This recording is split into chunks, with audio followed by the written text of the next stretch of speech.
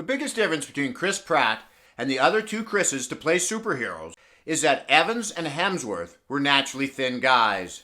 Chris Pratt, on the other hand, was quite often overweight. Not that he hadn't lost weight before for a movie role, as he lost 30 pounds to play a baseball player in the movie Moneyball, and he got shredded showing off his six-pack to play a Navy SEAL in the movie Zero Dark 30. But after both of those roles, his weight went right back up. And by his own admission, he neither trained nor dieted properly for either one of those roles, running 5 miles a day and eating only leafy green salads. Even when he was preparing to play a Navy SEAL, he was doing 500 push-ups a day, showing commitment, but a lack of balance as well. But all of this changed when it became time for him to prepare for his role in Guardians of the Galaxy. Here, he trained with Duffy Gaver, who we talked about in the Thor video, as Duffy also worked with Chris Hemsworth initially, and for his diet, Philip Goglia, who's a nutritionist and has a PhD in nutritional science. Now, if you'd like to learn more about how Duffy Gaver trained these actors for their various roles, check out my video on Thor. But in this video, we are going to take a look at how Chris Pratt ate and his nutritionist diet philosophies to see how we can apply these to our own meal plans to help us get lean and shredded.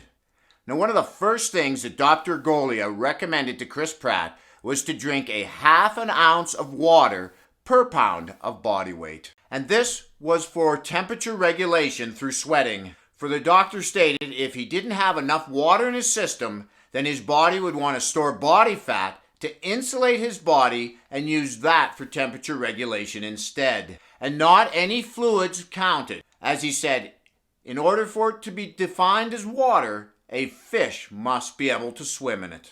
Chris Pratt's fluid of choice was beer, and he gave it up for a full 8 months as he prepared to become Star-Lord.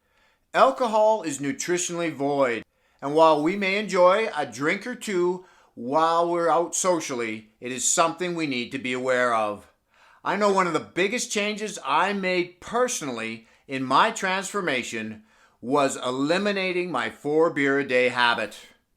By reducing the amount of alcohol in our diets, we free up calories for foods that provide us nutritional building blocks to build up our bodies.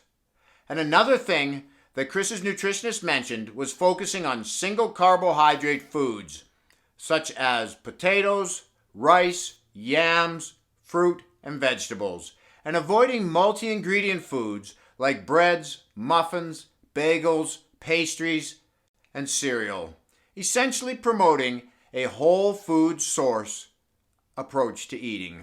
On the protein side of things, he is not a fan of protein bars, as he say they tend to have a low quality of protein, that we're better off getting our protein from meat sources like fish, poultry, steak, and eggs, or even nuts.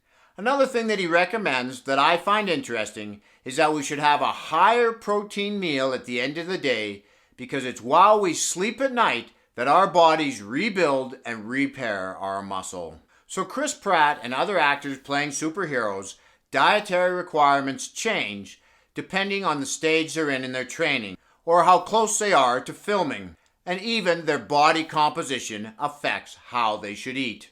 And the same is true with us.